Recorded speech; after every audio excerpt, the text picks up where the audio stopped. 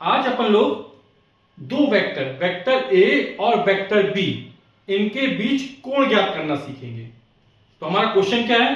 प्रश्न है, यदि वेक्टर ए बराबर -2i plus 3j plus k तथा वेक्टर बी बराबर i plus 2j minus 4k है, तो वेक्टर ए व वेक्टर बी के बीच कोण ज्ञात कीजिए। अब हमें दो वेक्टर जो हमें दिए गए हैं इसके बीच कोण ज्ञात करना है ना। तो कोण कैसे ज्ञात करेंगे? आप लोग सूत्र जानते हो, vector A dot vector B बराबर क्या होता है? A B cos theta. ठीक है, तो हमें कॉस थीटा का मान ज्ञात करना है। तो कैसे होगा? Vector A dot vector B upon A B आएगा, है ना। तो हमें वेक्टर ए और वेक्टर बी जो दिए गए हैं उसका पहले डॉट प्रोडक्ट यानी अदिश गुणन ज्ञात करना है। ए और बी चाहिए, यानी वेक्टर ए का परिमाण चाहिए और वेक्टर बी का परिमाण चाहिए। इतना हम निकाल लेंगे तो इस वाले फॉर्मूले में लिखेंगे तो हमें cos थीटा का मान ज्ञात हो जाएगा। इससे cos थीटा बराबर क्या होगा? Vector A dot vector B upon A B हो जाएगा। ये भी कहां जाएगा? अपॉन में आ जाएगा। तो हमें cos थीटा मिल जाएगा, और cos थीटा मिल जाएगा इससे हम थीटा निकाल लेंगे। तो समझ गए ना आप लोग? तो हमें क्या याद करना है? वेक्टर ए का परिमाण ज्ञात करना है, वेक्टर बी का परिमाण ज्ञात करना है और वेक्टर ए और वेक्टर बी का अदिश गुणनफल ज्ञात करना है। तो आइए सॉल्व करते हैं इसको। तो वेक्टर ए बराबर हमें कितना दिया गया है? -2i plus 3j plus k। ठीक है, अब इस वेक्टर ए की हम समकोणिक घटकों के रूप में या स्टैंडर्ड फॉर्म में वेक्टर ए को लिखते हैं तो क्या हो जाएगा? ये होता है axi cap plus ayj cap plus azk cap. ठीक है, तो इन दोनों जब कंपेयर करेंगे तो i कैप है, ax के प्लेस में क्या जाएगा? -2 आ जाएगा। इसी तरह ay के प्लेस में क्या आ जाएगा? ay के स्थान पे क्या आ जाएगा? ये 3 आ जाएगा। और az के स्थान पे कितना आ जाएगा? कंपेयर करेंगे जब तो हमारा आएगा 1। किसी भी संख्या में 1 का गुणा करो कोई फर्क नहीं पड़ता। ठीक, तो मॉड ऑफ वेक्टर ए यानी वेक्टर ए का परिमाण किस लिखेंगे? ए से लिखेंगे। और सूत्र क्या होता है? Square root of ax square plus ay square plus az square. ठीक है, अब ax, ay और az के मान रख देते हैं। ax की वैल्यू कितनी? -2, इसका स्क्वायर कर देंगे।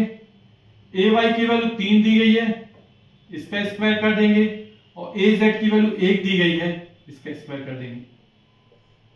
कितना हो जाएगा? ये -2 का स्क्वायर। किसी भी संख्या चाहे ऋणात्मक हो चाहे धनात्मक हो, उसका वर्ग हमेशा धनात्मक होता है। तो 2 दूनी 4, 2 2 4, 3 का स्क्वायर 3 का स्क्वायर 3 3 9, 3 3 9, 1 1 9, 9 4 13, 1 14। तो ये हो जाएगा स्क्वायर रूट 14। ठीक है, तो हमारा a का परिमाण कितना निकला? मैग्नीट्यूड √14, वर्गमूल 14। इसी तरह b का परिमाण निकाल लेंगे। तो वेक्टर बी वाला हमको कितना दिया गया है? ये दिया है i cap plus 2j cap minus 4k cap. इसकी भी स्टैंडर्ड फॉर्म से तुलना कर देंगे। वेक्टर बी वाला क्या हो जाएगा? यहां पर bxi कैप हो जाएगा प्लस byj कैप हो जाएगा प्लस bzk कैप हो जाएगा। ठीक, दोनों कंपेयर करेंगे तो bx का मान कितना निकलेगा? 1 निकलेगा, by का मान 2 निकलेगा और bz का मान -4 निकलेगा। ठीक है ना, i कैप और यहां पे 1 का गुणा मान लेंगे, इस तरह यहां पर 2 हो जाएगा और bz के स्थान पर -4 आ जाएगा। फिर b का परिमाण निकालना है तो मॉड ऑफ वेक्टर b, इसको b से भी लिख सकते हैं और सूत्र क्या हो जाएगा? अब ये आप लोगों ने लगाया है ना, bx square plus by square plus bz square. सबके मान रख देते हैं। bx का मान 1 है तो 1 का वर्ग हो जाएगा, by का मान 2 है तो 2 का वर्ग हो जाएगा, और bz का मान -4 है तो इसका वर्ग हो गया। ठीक है ना? तो कितना हो जाएगा ये? 1 का वर्ग 1, 2 का वर्ग 4 और 4 चौक 16, माइनस का इसका धनात्मक, 16 4 20 और 1 21, तो वर्गमूल 21 से अंडर 21 निकल आएगा। ठीक, ए निकाल लिया, बी निकाल लिया, हमें ए डॉट बी चाहिए, तो vector A dot of vector B, तो ए और बी के मान रख देते पहले।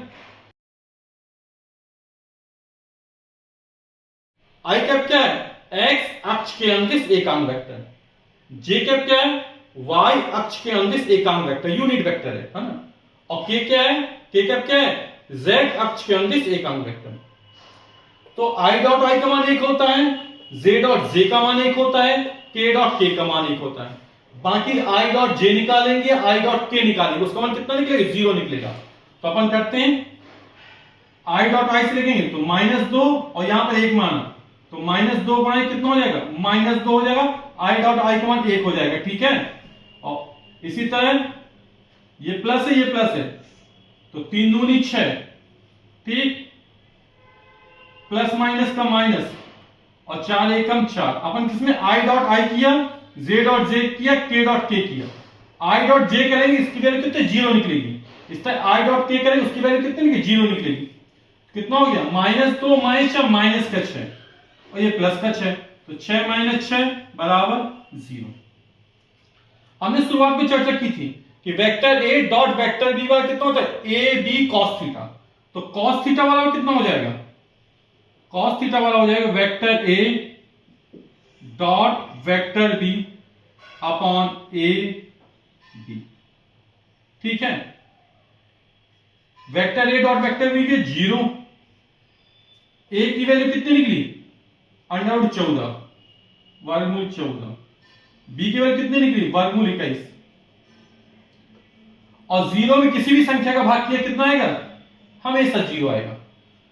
तो cos थीटा की वैल्यू कितनी? 0 निकली। और cos थीटा की वैल्यू 0 कब होती है? cos थीटा की वैल्यू 0 कब होती है? cos 90 की वैल्यू। तो यहां 0 के प्लेस में क्या रख देंगे? cos 90 रख देंगे।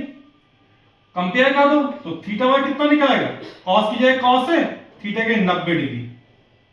यानी यहां जो दो वेक्टर दिए, वेक्टर ए और वेक्टर बी, इसके बीच जो कोण बन रहा है, एंगल बन रहा है, वो कितने अंश का बन रहा है?